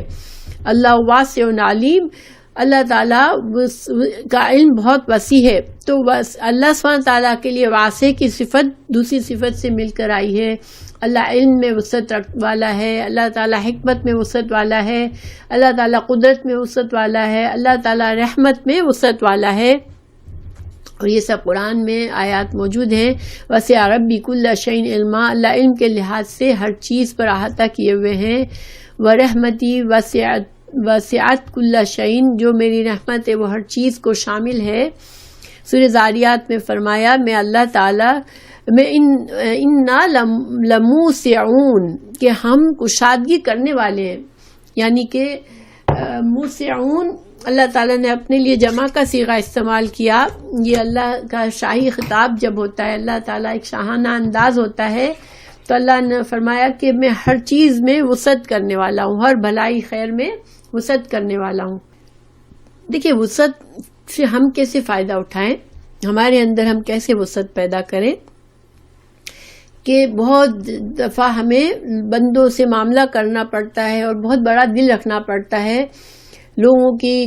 اگر ہم لوگوں کی کوتاہیوں کو اور برے طریقے کو دیکھیں، بد اخلاقی کو دیکھیں، تو ہمارا دل تنگ ہونے لگتا ہے اور ہم سوچتے ہیں کہ میں بھی ایسے ہی کروں اس کے ساتھ جیسا اس نے میرے ساتھ کیا۔ لیکن وسعت اس کے مقابلے میں کیا ہے کہ انسان اپنے دل کو بڑا رکھے، لوگوں کے ساتھ فراخ دلی کرے اور اللہ سے اچھے اجر کی امید رکھے انشاءاللہ، تو یہ وسعت کی صفت انسانوں میں آ سکتی ہے۔ العلیم، علم، کسی چیز کی حقیقت کو پا لینا، ذات اور صفات کو سمجھ لینا۔ دیکھیں علم کیا ہوتا ہے کہ کسی چیز کا علم نہیں ہوتا، پھر اس کا نام ہمیں پتہ چلتا ہے، اس چیز کی صفات پتہ چلتی ہے، تو ہمیں اس چیز کے بارے میں علم آ جاتا ہے، یہ چیز اس کام کی ہے۔ جیسے سونے کو ہم دیکھتے ہیں تو سونے کا نام، سونے کی خصوصیات، پھر سونے کے استعمال، یہ کیا ہے؟ یہ علم ہے۔ تو علم جو ہے بعض اوقات صرف دیکھنے سے علم حاصل ہوتا ہے، کسی چیز کو دیکھا نہیں تھا، اس کو ہم نے دیکھ لیا تو ہمیں اس چیز کا علم آ گیا کہ یہ چیز دیکھنے میں ایسی ہے۔ لیکن چیزوں کی حقیقت کو سمجھنا، سیکھنا کہ یہ چیز کا کیا استعمال ہے، اس کے کیا فائدے ہیں، اس میں کیا خرابیاں ہیں، اس میں کیا نقصان ہے، کسی چیز کی باقاعدہ تعلیم حاصل کرنا، یہ کیا ہے؟ عقلی علم ہے۔ تو علم کی دو قسمیں ہیں کہ ایک بات کا پتہ نہیں تھا، وہ پتہ چل گئی، وہ علم ہے۔ لیکن ایک بات کا علم نہیں تھا، یعنی اس کے بارے میں ہمیں سمجھ نہیں تھی، اس کے بارے میں اس کی حقیقت ہمیں نہیں پتہ تھی، اس کا استعمال نہیں پتہ تھا، اس کے بارے میں ہمیں خوبیاں اور خامیاں نہیں پتہ تھی، وہ ہم نے سیکھی تو ہمیں وہ علم آ گیا، تو اس کو تعلیم کہتے ہیں۔ تو قرآن میں کہ وَالَّذِينَ أُوتُوا الْعِلْمَ دَرَجَاتٍ، اور علم جو ہے وہ ایک بہت بڑی نعمت ہے۔ اگر انسانوں کو جب علم کی دولت آتی ہے تو وہ اللہ تعالیٰ کے نزدیک ان کے درجات ہیں۔ اگر وہ انسان اس علم کا صحیح استعمال کرتا ہے تو وہ اللہ کے نزدیک درجات اس کے بڑھتے ہیں۔ اللہ تعالیٰ نے فرمایا جو علم رکھتے ہیں اور جو جاہل ہیں ان میں وہ برابر نہیں ہوتے ہیں، تو جن کو علم دیا گیا ان کے درجات بلند کرے گا اللہ۔ تو اللہ سبحانہ تعالیٰ کا علم جو ہے وہ اللہ علیم ہے، اللہ کی صفت علم، تو اللہ سبحانہ تعالیٰ کو ہر چیز کا ظاہر اور باطن کا علم ہے۔ دیکھیں ہم کسی سے ملتے ہیں، کسی چیز کو دیکھتے ہیں تو اس چیز کے ظاہر کا پتہ چلتا ہے، لیکن اللہ سبحانہ تعالیٰ ہمارے بیک گراؤنڈ کو بھی سمجھتا ہے، ہمارے اندر کی نیتوں کو بھی سمجھتا ہے، ہم کوئی کام کیوں کرتے ہیں اس کو بھی اللہ کو پتہ ہوتا ہے، تو ہماری ہر حقیقت اللہ کو پتہ ہوتی ہے، اس لیے اللہ کا علم جو ہے وہ کامل ہے۔ اور اللہ کو غیب کا علم رکھتا ہے، اللہ سبحانہ تعالیٰ ہی غیب کا علم رکھتا ہے کہ اللہ کے سوا کسی اور کو غیب کا علم نہیں ہے۔ اجل اور ابد تک کا علم اللہ کو معلوم ہے۔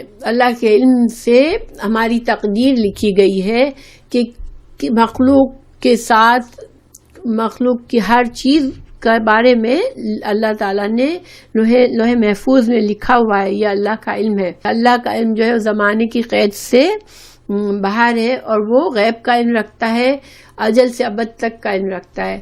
قرآن میں العالم اور علیم دونوں صفات اللہ کی استعمال ہوئی ہے، تو سورہ الانعام میں عالم الغیب والشہادت، اللہ سبحانہ تعالیٰ جاننے والا ہے پوشیدہ اور ظاہر چیزوں کا۔ اور سورہ بقرہ میں ان اللہ واسع علیم، اللہ سبحانہ تعالیٰ کشادگی اور وسعت والا اور بڑے علم والا ہے۔ سورہ فاطر میں انہ علیم بذات الصدور، اللہ سبحانہ تعالیٰ ہمارے سینوں کی باتوں کو بھی جانتا ہے، جو ہم دلوں میں چھپی ہوئی باتیں ہوتی ہیں اس کا بھی اللہ کو علم ہے۔ قرآن میں بہت سی جگہوں پر علیم کی صفت استعمال ہوئی ہے۔ ہمارے لیے یہ سبق ہے کہ اللہ ہمارے دلوں کی باتوں کو بھی جانتا ہے، تو پھر ہمیں جس طرح ہم اپنی ظاہری صفائی کا خیال رکھتے ہیں، اپنے ظاہری اخلاق کا خیال رکھتے ہیں، ہمیں ظاہری ہماری لباس اور بولنے کا انداز اور ہر چیز کا ہم احتیاط کرتے ہیں جب ہم لوگوں میں ہوتے ہیں، تو اللہ سبحانہ تعالیٰ ہمارے باطن کو بھی جانتا ہے۔ تو ہمارے خیالات بھی اچھے ہونے چاہیے۔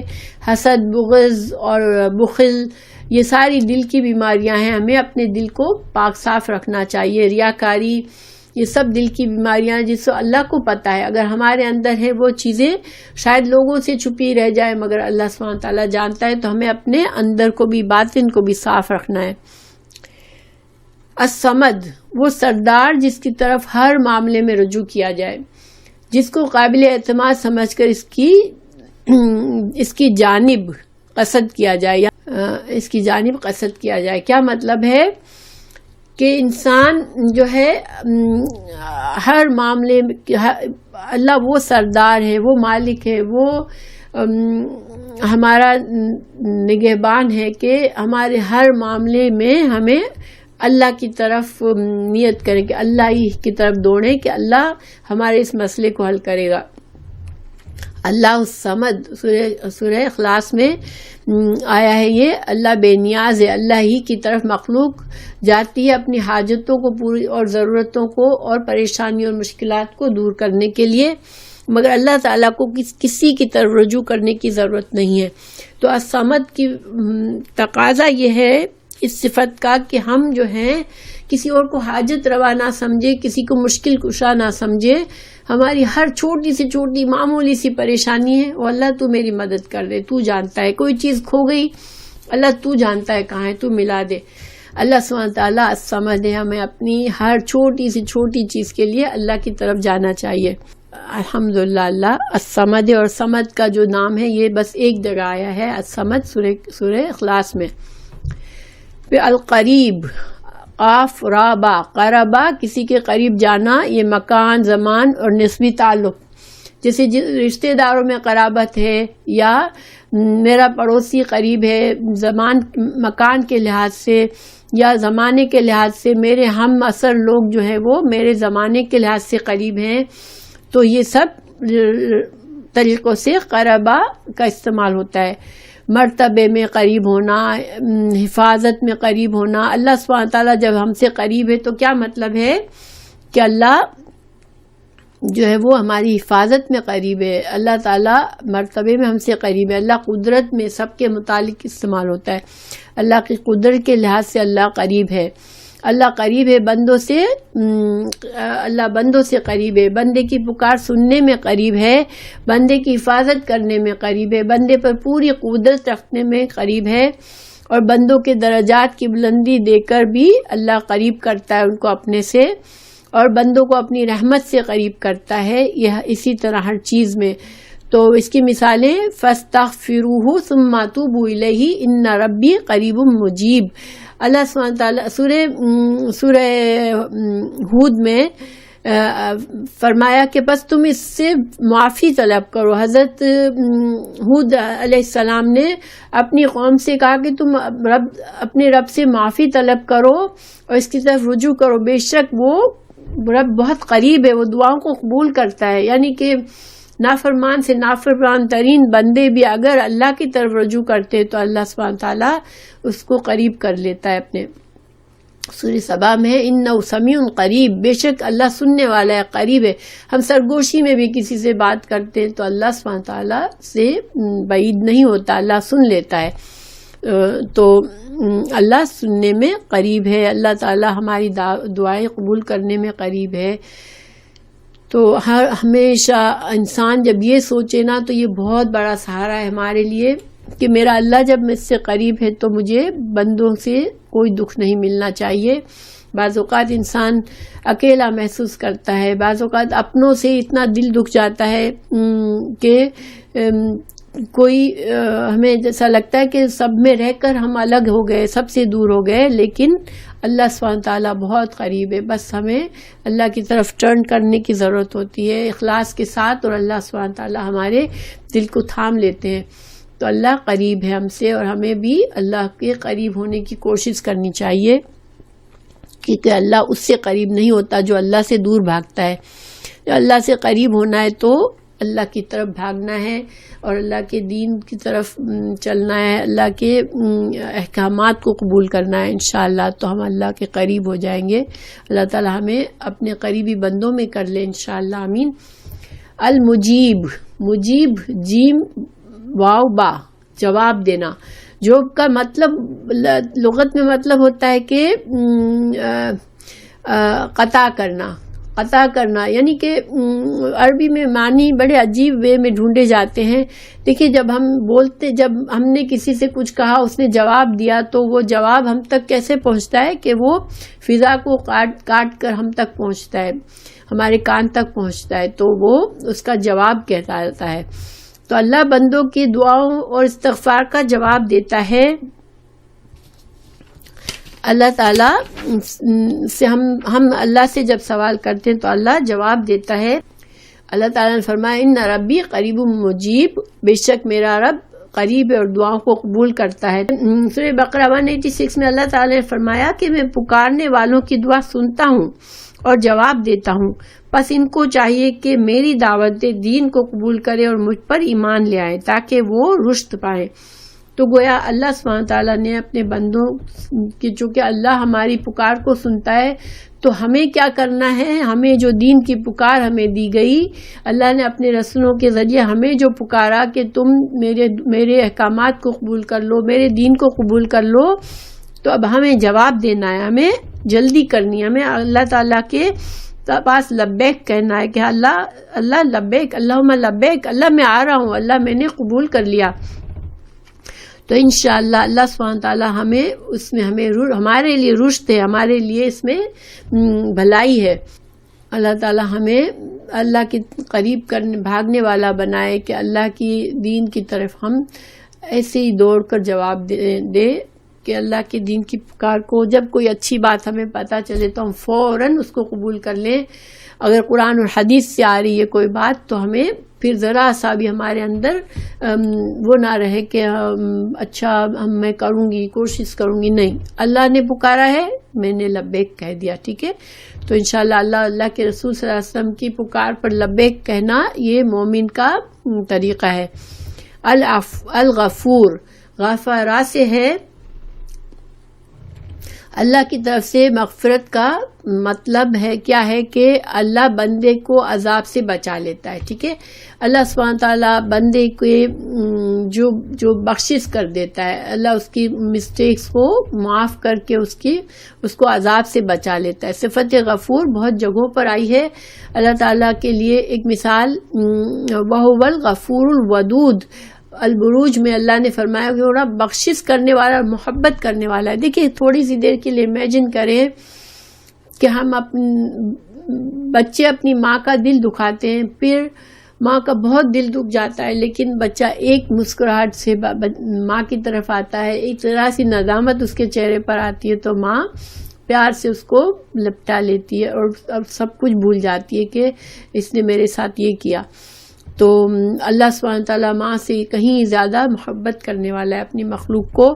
تو اللہ تعالیٰ محبت کرتا ہے تو فوراً بخش دیتا ہے. اور استغفار جو ہے وہ مومنوں کے ہر دکھ درد کی اور مصیبت کی دوا ہے. استغفار سے اللہ کی رحمت کے دروازے کھلتے ہیں اور بندوں کے گناہ معاف ہوتے ہیں. اور استغفار سے ہی دیکھیں حضرت عمر فاروق کے پاس جب وہ خلیفہ تھے تو کوئی بھی مشکل کوئی لے کر جاتا تو آپ ان سے کہتے تم استغفار کی کثرت کرو. تو استغفار جو ہے وہ ایک طرح سے ایسی دوا ہے جو ہر مرض کا علاج ہے. استغفار سے بلائیں ٹلتی ہیں, استغفار سے گناہ معاف ہوتے ہیں, استغفار سے تنگ دستی دور ہوتی ہے, استغفار سے دنیا کی نعمتیں اور اللہ کی طرف سے آسمان سے رحمتیں برستی ہیں. تو بارش نہیں ہوتی تھی تو استغفار کرتے تھے, دنیا میں آخرت کی بھلائیاں نصیب ہوتی ہیں. رسول اللہ صلی اللہ علیہ وسلم بھی 100 سے زیادہ دفعہ استغفار کرتے تھے, اور ہمارے صبح شام بھی ہمیں کہا گیا ہے کہ ہم استغفار کی کثرت کریں, کہ استغفار ایک بہت بڑا ہمارے لیے ایک سمجھنے کے ٹول ہے کہ جس کے ذریعے ہم اللہ کی فیورز حاصل کر سکتے ہیں. انشاءاللہ اللہ تعالی ہمیں دل سے استغفار کرنے والا بنائے, اور اللہ سبحانہ تعالی ہمیں گناہوں سے بچائے, آمین. الحلیم, حلامہ کہتے ہیں بردباری کو. بردباری کیا ہوتی ہے کہ انسان کے نفس اور طبیعت پر ایسا ضبط رکھنا کہ غیظ و غضب کے موقع پر بھڑک نہ اٹھے. دیکھیں کچھ بہت ہی بڑی بات ہو گئی, ہمیں بہت جلدی جیسے بہت زیادہ ہمارے پر اس کا اثر ہوا اور ہم غصے سے بے قابو ہو گئے, تو یہ حلم نہیں ہوتا. حلم کیا ہوتا ہے کہ بڑے سے بڑے نقصان پر, بڑی سے بڑی بات پر انسان جو ہے وہ اپنے نفس پر اتنا کنٹرول ہو اس کو کہ وہ بے قابو ہو کر نہ معاملہ کرے, بلکہ سکون سے سوچ سمجھ کر معاملہ کرے. بردبار, اللہ اپنے بندوں کو ان کی غلطیوں پر فوراً نہیں پکڑتا. ہم بے شمار مسٹیکس ہوتی ہے لیکن اللہ تعالی ہمیں مسلسل ڈیل دیتا ہے. حالانکہ بعض اوقات دیکھیں اللہ کا بیٹا ہونا یہ اتنا بڑا اللہ کے لیے جیسے اتنی ناپسندیدہ ترین بات ہے, لیکن کتنے لوگ اللہ کے لیے اولاد کا تصور بنا لیتے ہیں لیکن اللہ تعالیٰ ان کو فوراً نہیں پکڑتا. اللہ بہت بردبار ہے, تو اللہ تعالیٰ ہمارے گناہوں پر ہمیں فوراً نہیں پکڑتا, ہمیں ہماری مہلت پوری کرنے دیتا ہے. دنیا میں بڑے سے بڑے خرابی کرنے والے لوگ آتے ہیں, اللہ ان کو بھی ان کی زندگی کی مہلت پوری کرنے دیتا ہے. تو اللہ کا حلم ہے. قرآن میں اللہ کی صفت کئی جگہ استعمال ہوئی ہے. سورہ بقرہ میں غفور حلیم, اللہ بخشنے والا اور بردبار ہے, یعنی معاف کرنے میں تو اللہ جلدی کرتا ہے لیکن پکڑنے میں جلدی نہیں کرتا. سورہ بقرہ 263, اللہ غنی حلیم, جب اللہ نے بندوں کو صدقہ دے کر احسان جتانے اور تکلیف دینے سے منع فرمایا تو اللہ تعالیٰ نے دیکھے جب بندہ کسی کو کچھ دیتا ہے تو اس کے دل میں ذرا بڑائی آ جاتی ہے کہ میں نے فلاں پر یہ احسان کیا, لیکن اللہ سبحانہ تعالیٰ نے سمجھایا کہ میں غنی ہوں اور میں حلیم ہوں, میں تم کو ہر چیز دیتا ہوں لیکن میں بردباری سے کام کرتا ہوں, میں تمہیں نعمتیں دے کے تکلیف نہیں دیتا. تو تم بھی بندوں کو کسی کی مدد کرو تو اس کے ساتھ حلم کرو, اس کے ساتھ بردباری سے کام لو, اور اس کو یہ سوچو کہ جس اللہ نے مجھے غنی بنایا وہ اس بندے کو بھی غنی بنا سکتا ہے, اور اس کو ذلیل نہ کرو. تو سورہ تغابن میں واللہ شکور حلیم، اللہ سبحانہ تعالیٰ بہت زیادہ قدردان اور حلم والا ہے. اللہ کو اچھا قرض دو گے تو وہ اسے تمہارے لیے بڑھاتا جائے گا اور تمہارے گناہ بھی معاف کر دے گا. اللہ بہت قدردان اور بہت بردبار ہے. سورہ نساء آیت 12 میں علیم حلیم، تغابن میں سورہ تغابن میں شکور حلیم. پھر حمید، حمد سے ہے، حمد تعریف کیا ہوا، تعریف والا. قرآن میں الحمید 15 مقامات پر آیا ہے. مثال سورۃ بقرہ 268، سورہ ابراہیم 8 اور بھی بہت سی جگہوں پر. جب اللہ تعالیٰ نے مومنوں کو صدقہ میں طیبات کو خرچ کرنے کا حکم دیا اور بری چیزوں سے صدقہ کرنے سے منع فرمایا تو پھر فرمایا جان لو بے شک اللہ بے پرواہ ہے اور خوبیوں والا ہے. تو اللہ سبحانہ تعالیٰ اچھائی کرتا ہے. اللہ کی اچھائی ہے کہ اس نے تم کو اس قابل بنایا کہ تم اپنے مال سے صدقہ کر کے اجر کماؤ، ورنہ اللہ تو بے پرواہ ہے، وہ اپنے خزانوں سے اس کو بھی غنی کر سکتا ہے جس کو تم محتاج سمجھتے ہو. تو کسی کو ناقص چیز کسی کو یہ سوچ کے نہ دو کہ یہ تو محتاج ہے، اس کو تو ہم بیکار ردی چیز بھی دے دیں گے تو وہ اس کے لیے بڑی بات ہو جائے گی. نہیں، ہمیشہ صدقہ دیتے وقت جو چیز اپنے لیے پسند کرو، اچھی چیز دو. اللہ کے لیے اچھی نیت رکھو کہ میں اچھی چیز سے صدقہ کروں تاکہ اللہ سبحانہ تعالیٰ بھی مجھے اچھا عطا کرے. سورہ شورى میں وَهُوَ الْوَلِيُّ الْحَمِيدُ آیت کا ترجمہ ہے وہی ہے جو لوگوں کی نا امید ہو جانے کے بعد بارش برساتا ہے اور اپنی رحمت پھیلا دیتا ہے، اور وہی ہے کارساز اور قابل حمد و ثنا. تو اللہ سبحانہ تعالیٰ جو ہے وہ حمید ہے کیونکہ اللہ تعالیٰ تعریف والا ہے اور اللہ تعالیٰ اس قابل ہے کہ ہم اس کی ہر وقت تعریف کریں. الحمدللہ الحمدللہ الحمدللہ. ہمیں ہر وقت یہ یاد رکھنا چاہیے کہ اللہ ہی کی ہر نعمت اللہ کی دی ہوئی ہے، اور یہ بھی اللہ الحمدللہ کہ اللہ نے ہمیں توفیق دی کہ ہم یہ کام کر رہے ہیں ابھی، اور اللہ سبحانہ تعالیٰ ہمارے اس کام کو بھی قبول کر لیں انشاءاللہ. پھر الحی، میں نے کہا تھا الحی الگ چیز ہے اور حییون الگ ہے. تو حی کا مطلب زندہ. قرآن میں 5 مرتبہ آیا ہے. اللہ تعالیٰ کی ذات ہمیشہ سے زندہ ہے اور ہمیشہ زندہ رہے گی، ازل سے ابد تک. اللہ کو موت یا فنا نہیں بلکہ ساری مخلوق فانی ہے. سورہ آل عمران میں اللہ لا الہ الا هو الحی القیوم، اللہ تعالیٰ وہ ہے جس کے سوا کوئی معبود نہیں، جو زندہ ہے اور سب کا نگہبان ہے. سورہ طٰہٰ میں آیا ہے، سورہ بقرہ میں آیت نمبر 255، سورہ طٰہٰ میں 111 اور سورہ آل عمران میں 2. ان سب جگہوں پہ الحی کا نام آیا ہے کہ اللہ ہمیشہ سے زندہ ہے. تو یہ سوچنا کہ اچھا پہلے جب اللہ نہیں تھا تو کیا تھا، یا کہاں سے اللہ آیا، یا اس طرح سے سوچنا اللہ کی شان کے خلاف ہے. انسان سمجھے کہ اللہ ہمیشہ تھا اور اللہ ہمیشہ رہے گا. مخلوق فنا ہو جائے گی مگر اللہ سبحانہ تعالیٰ کی ذات باقی ہے. اور حییٌ حدیث ہے اس کی، ان اللہ یستحی من ذی الشیب المسلم ان یعذبہ، کہ بوڑھے مسلمان کو اللہ تعالیٰ عذاب دینے سے شرماتا ہے. کیا مطلب ہے کہ جب انسان بہت بڑا ہو جاتا ہے تو اللہ سبحانہ تعالیٰ اس کی بہت سی غلطیوں کو بغیر استغفار کے معاف فرما دیتا ہے، کیونکہ اللہ سبحانہ تعالیٰ اس کی بڑھاپے کا خیال رکھتا ہے کہ اللہ تعالیٰ اس کی ان غلطیوں پر پکڑے جس پر اگر کوئی انسان طاقتور جوان انسان جو ہے وہ مسٹیکس کرے گا تو وہ سزا کے قابل ہوگا. لیکن اللہ تعالیٰ بہت بوڑھے کہ اللہ تعالیٰ اس کے گناہوں کو معاف کر دیتا ہے. دوسری حدیث میں ان اللہ حییٌ، اللہ شرم کرتا ہے وہ بندے کو کہ اٹھے ہوئے ہاتھوں کو خالی نہیں لوٹاتا. جب انسان اللہ کے آگے ہاتھ اٹھا کر دعا کرتا ہے تو اللہ تعالیٰ جو ہے وہ یہ نہیں پسند کرتا کہ ان اٹھے ہوئے ہاتھوں کو لوٹا دے، خالی ہاتھ لوٹا دے.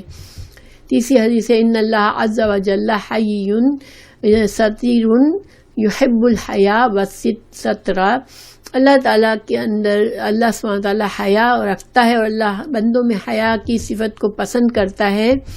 تو بندے میں حیا کیا چیز ہے کہ وہ دل کی تنگی کہ جو انسان کو برے کاموں سے روکے. یعنی جب انسان کو معلوم ہوتا ہے کہ یہ گناہ کا کام ہے، یہ ناپسندیدہ کام ہے، تو انسان کے اندر یہ ایک جذبہ آتا ہے جو سوچتا ہے نہیں مجھے یہ کام نہیں کرنا. یہ ایک اس کی حیا ہوتی ہے کہ اس کو وہ حیا کرتا ہے کہ میرا اللہ مجھے دیکھ رہا ہے، مجھے یہ غلط کام نہیں کرنا. یا بندوں کے سامنے بھی انسان حیا کرے، یہ بھی پسندیدہ ہے کہ بندوں کے سامنے بھی دیکھیے کھلا گناہ جو ہے وہ زیادہ برا ہے چھپ کر گناہ کرنے سے. حالانکہ گناہ دونوں برے ہوتے ہیں، لیکن کھلی بے حیائی جو ہے وہ بہت بڑا جرم ہے چھپ کر بے حیائی کرنے سے. کیونکہ کھلے گناہ کرنے سے اس کا اثر دوسروں کو زیادہ جلدی جاتا ہے. انسان اگر چھپ کر گناہ کرتا ہے تو اس کا معاملہ اس کی حد تک رہتا ہے. لیکن ظاہر گناہ تو گناہ ہوتا ہے. بندے کو اللہ سے حیا کرنی چاہیے کہ اللہ تو ہر جگہ ہے اور گناہ سے مجھے بچنا ہے. تو بندے کے اندر جو یہ انقباض نفس کی جو تنگی ہوتی ہے، جس کی وجہ سے وہ اس کو اجازت نہیں دیتا اس کا نفس کہ وہ میں یہ کام کروں، تو یہ شرم ہوتی ہے. مگر اللہ سبحانہ تعالیٰ کے لیے ہم یہ نہیں کہہ سکتے کہ اللہ کے نفس میں تنگی ہے. اللہ سبحانہ تعالیٰ بس پسند کرتا ہے کہ وہ زیادہ فراخ دلی کرتا ہے، زیادہ کھلے دل، یعنی زیادہ ایزی معاملہ کرتا ہے. جب کوئی بہت برا ہوتا ہے یا کوئی ہاتھ پھیلا کر اللہ سے دعا مانگتا ہے تو اللہ اس کے ساتھ اس کی دعا کے قبول کرنے میں زیادہ جلدی کرتا ہے.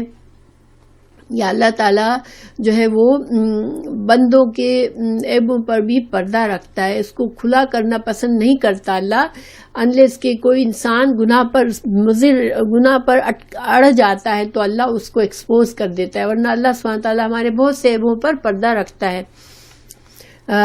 تو اگر اللہ کے لیے جب حیا کی صفت ہوتی ہے تو مطلب یہی ہوتا ہے کہ اللہ تعالیٰ ایسا کرنا پسند نہیں کرتا. اللہ اس کا لحاظ کرنا بھی نہیں کہہ سکتے، بلکہ بس اللہ سبحانہ تعالیٰ رعایت کر دیتا ہے، اور بھی کمی اور بھی آسانی کر دیتا ہے بندوں کے لیے. پھر القیوم ہمیشہ قائم رہنا، قاف واو میم سے ہے. تو قام یقوم مطلب ہوتا ہے کھڑا ہونا. تو کھڑا ہونا سے مطلب یہ لیا گیا کہ قائم ہونا. تو قائم ہونا سے مطلب کیا ہے کہ انسان دیکھیے کھڑا ہونے کے لیے انسان کو سہارا چاہیے ہوتا ہے، لیکن جو چیز خود سے کھڑی رہ جاتی ہے وہ کیا ہوتی ہے؟ وہ قائم ہوتی ہے. وہ اس کو سہارے کی ضرورت نہیں ہے. تو اور پھر اس کا دوسرا مطلب یہ ہے کہ دوسروں کو سہارا دینا، دوسروں کی نگہبانی کرنا. اللہ سبحانہ تعالیٰ ہر چیز کا نگران اور محافظ ہے، اور اللہ سبحانہ تعالیٰ جو ہے وہ ہر چیز کو اس کی ضروریات زندگی ہم پہنچاتا ہے. اور قرآن میں ہے کہ جس نے ہر چیز کو اس کی شکل و صورت بخشی پھر اس کو راہ دکھائی.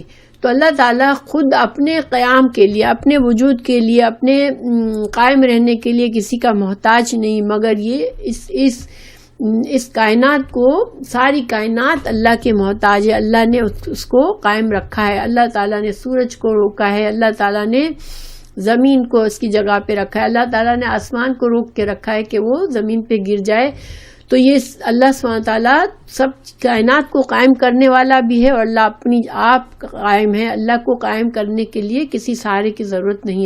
تو اللہ سبحانہ تعالیٰ ہم نے جو پڑھا اس کو سمجھنے کی توفیق دے. جو میرے سمجھنے میں غلطی ہوئی یا سمجھانے میں غلطی ہوئی، اللہ تعالیٰ مجھے معاف کر دے. اللہ تعالیٰ ہماری اس کوشش سے اپنا وعدہ پورا کرے کہ ہمارے لیے جنت واجب کر دے انشاءاللہ. ہمیں پوری طرح سے پورے جو 99 نام اللہ نے اپنے لیے پسند کیے ہیں کہ ان 99 ناموں کو انشاءاللہ بندوں کے لیے کہا ہے کہ بندے ان کو یاد کر لیں تو ان کے لیے جنت ہے. تو اللہ ہمیں وہ سمجھ دے کہ ہم ان کو پہچان لیں. کیونکہ جیسے میں نے بتایا تھا کہ کسی اللہ کے رسول صلی اللہ علیہ وسلم نے ہمیں کوئی لسٹ نہیں دی ہے ان ناموں کی، نہ اللہ نے قرآن میں لسٹ دی ہے، مگر قرآن اور حدیث سے ہمیں ان ناموں کو ڈھونڈنا ہے. اور جو حدیث پیش کی جاتی ہے اس میں اتنی حد تک صحیح ہے کہ اللہ کے 99 نام ہیں اور ان کو جو یاد کرے گا اس کے لیے جنت ہے، مگر اس نے جو لسٹ دی ہے وہ لسٹ جو ہے وہ حدیث کا حصہ نہیں ہے. اس لیے یہ جو میں نام آپ کو دے رہی ہوں وہ سب کیا ہے، یہ علماء نے اپنے جد و جہد سے قرآن سے ڈھونڈے ہیں.